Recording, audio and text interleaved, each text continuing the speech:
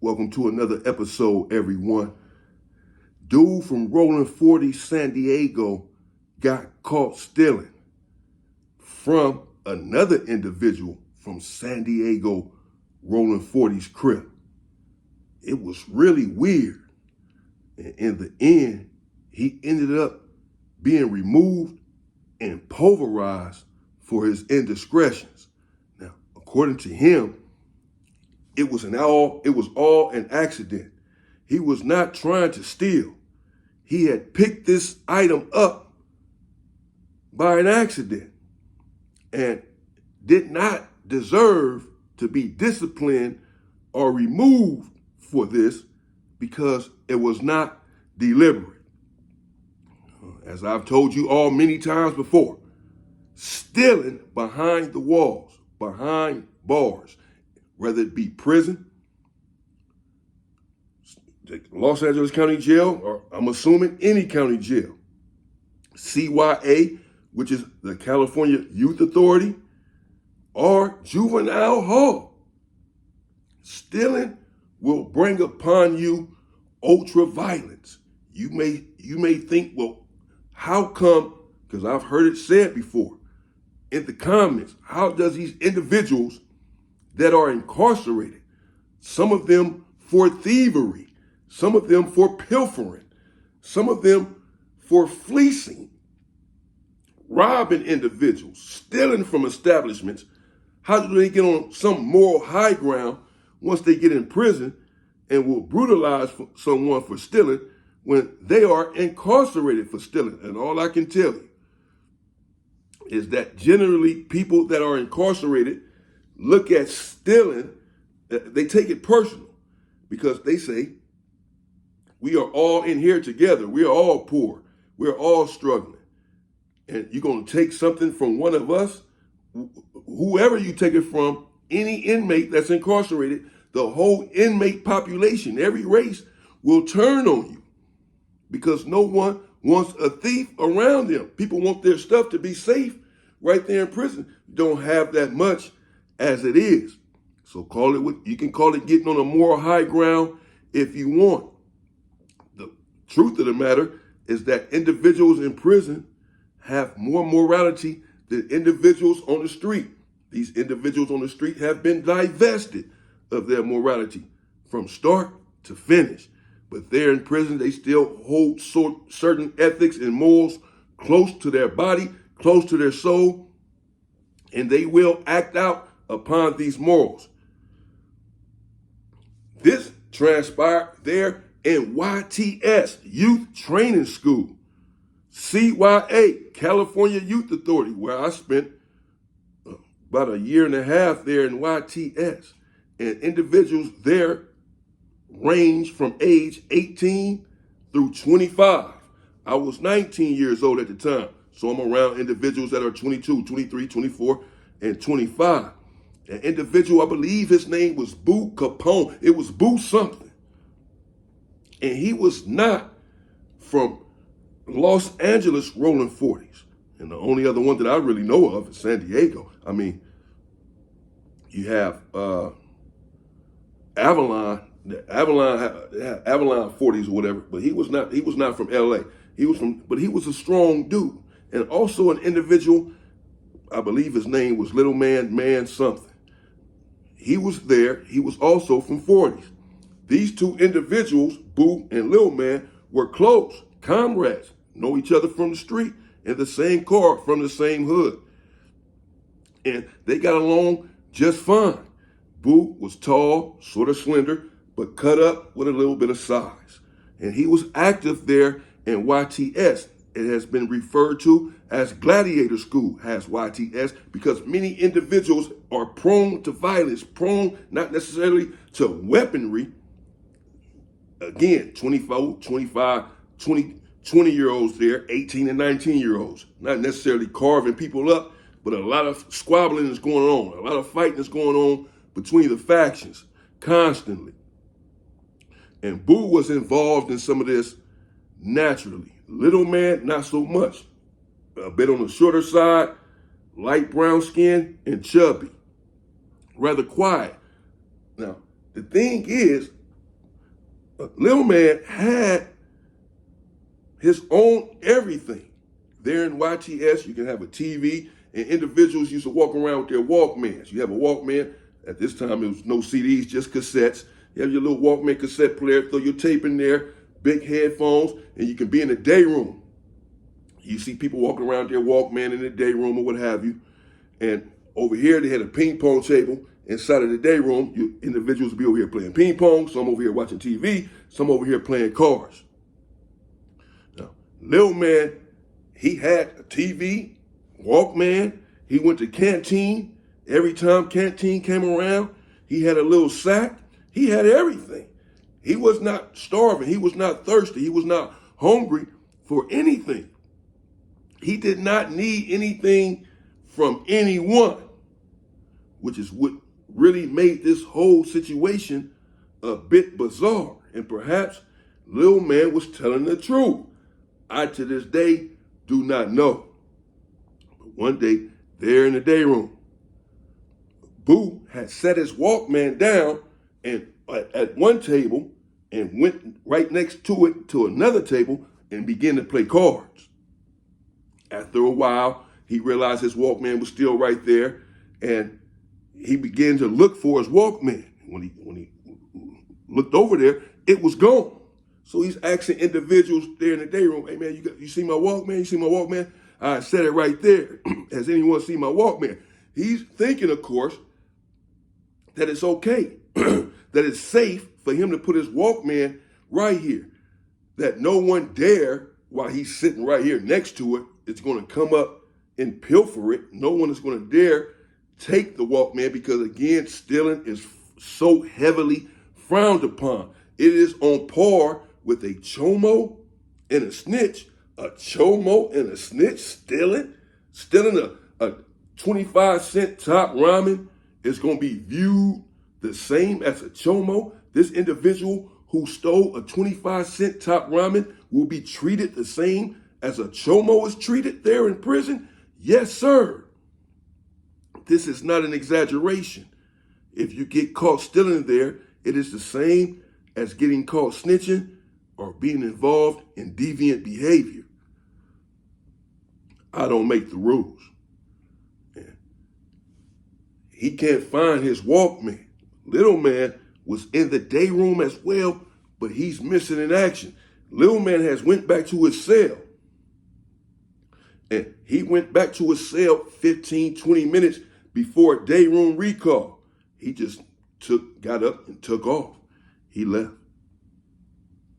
And people are wondering, well, where did little man go? But no one is thinking that he possibly has the Walkman because of his status. See, there in YTS, and even in most prisons that I've been to, even in the Los Angeles County Jail, every faction really has a kitty. Every race has what we call a kitty, which is a bag, a box with soap, deodorant, lotion, the essentials. Some suits may be in there, a pair of shower slippers, etc. For new individuals that come, for fish that come in, what we call fish, new individuals who have just arrived and they don't have their property yet, or they haven't been to canteen, they don't have anything yet. It's for them. You give them soap, you give them deodorant. Hey man, welcome to the yard, man. I'm so-and-so. Here you go, brother. And we help each other out. So you have a kitty for individuals because there are individuals there who do not have money, who do not have family members that are looking out for them, sending them money, sending care packages, etc. They have nothing. They don't have soap. They don't have deodorant. Then you have some individuals there who have a lot. The same as on the street. You have billionaires and you have homeless people. It's the same in prison. And so when you go to the canteen once a month there in prison, oftentimes, or even in YA, some individuals, a lot of individuals, let's say the black community, will buy an extra bar of soap, a few soups or whatever, and give it to the individual that's holding the kitty and say, hey, this is for the kitty, man. And if a lot of people do this, then the kitty is fat. So someone says, man, I don't have anything to eat. I don't have any soups. I don't have any soap. I don't have any deodorant. Hey, man, go holler at oh, boy, he got the kitty. And you're supposed to look out for him. We look out for each other. So I say all that to say there's no reason to steal. Even if you don't have anything, there's a kitty there for you from your brethren to make sure that you at least have the essentials, to make sure that you are okay. So there's no need for you to be taken. So anyway, the walkman comes up missing. And then the next day, someone puts a bug in Boo's ear and tell him, hey man, holler at your homie Lil Man about the walkman. Holler at my homie Lil Man. Why would I do that? This is my boy. We know each other from the street. We rocking together right here in the unit. He wouldn't steal, particularly certainly wouldn't steal from me. A walkman? This dude got everything. He looks out for me. But it was beginning to add up because no one else in the day room had the walkman. And apparently the person that whispered to Boo had witnessed the pilfer. Boo indeed approached Lil Man and said, man, when you were in the day room yesterday, did you see my walkman? It came up missing. It has legs. And then Lil Man hesitated. And eventually he said, oh, I got the walkman. I got the walkman. He said that he had picked it up by mistake. He told Boo, you know that your walkman is similar to mine. And I put mine about the same area.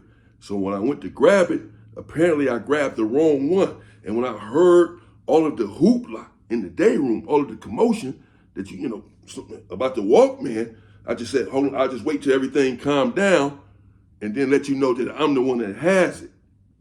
Because, I didn't want, he said that he was not sure if he was going to be believed that he had picked it up by accident because of all of the commotion that was going on in the day room. Apparently he had got nervous and he didn't want people to think that he had stolen it deliberately. So he said that he was just going to wait for things to calm down and then he was going to approach his comrade and let him know, hey, man, chill, I got it. Here you go. My bad. But this answer didn't really suffice with Boo. It wasn't sitting well with him. It sort of it had a ring of truth to it only because, again, this individual has his own. He's not hungry. He's not money hungry. He's not thirsty. He doesn't need the kitty. He gets visits every week. He a little player, man. He got money. He got his own everything. He'd be the last person you think. There's plenty of people like him in there. They got their own everything. These young dudes up in there popping. You don't think he's about to steal a Walkman, especially from his homeboy. He doesn't need the Walkman. He has his own stuff.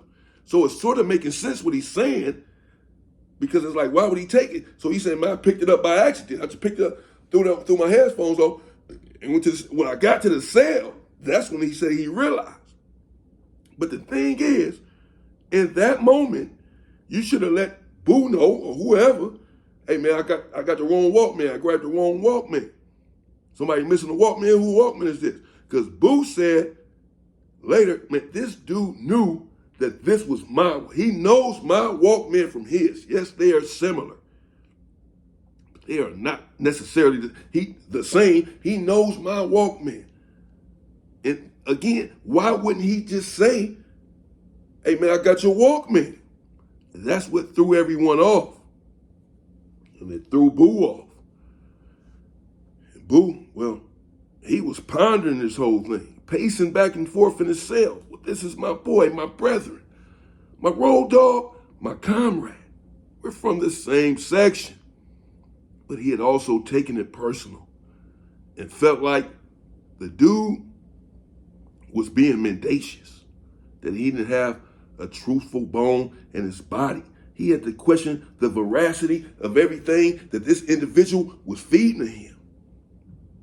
Boo just wasn't buying it and had made a decision that he was going to remove his comrade, Lil Man, for flouting the rules and the protocols, for transgressing, for his indiscretion. He was a bit ambiguous about this, a bit ambivalent was Boo, because he wasn't sure if this dude was telling the truth, that he had just grabbed it by accident. He felt like it could be true because he did not need it. Of course, eventually, we're going to find out that you're the one that have it. So maybe he's telling the truth when he said, man, I grabbed it by accident. I was going to let you know. But the thing that, again, that's throwing everyone off is how come you didn't let someone know as soon as you realized the error, the mistake? Boo could have attacked someone else there in the day room, thinking that they had it. And the whole time, you have it.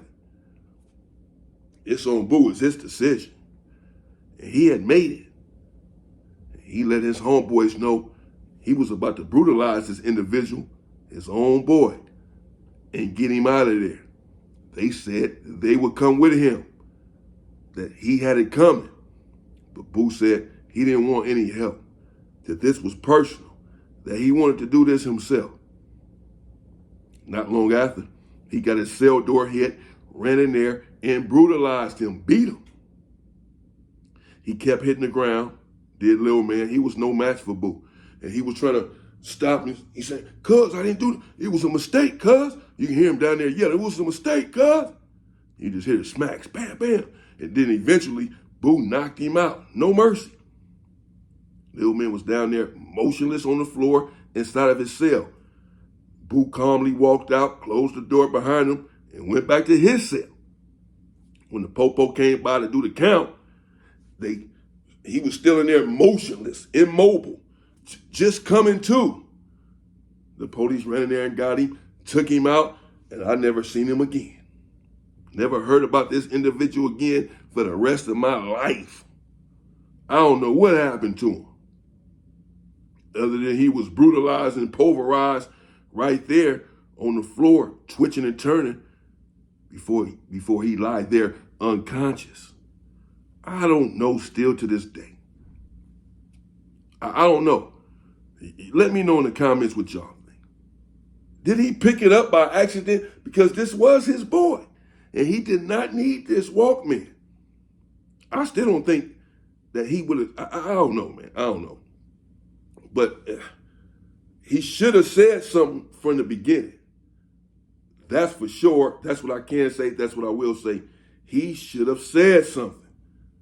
And then that would have killed everything right there. The fact that he had to be approached and asked, man, do you got my shit? And he hesitating, oh yeah, I got it. I got it. I picked it up by accident. Possibly. Well, how come you didn't say anything when you first realized it? I don't know. Let me know what you think in the comments, man. Stay free, people.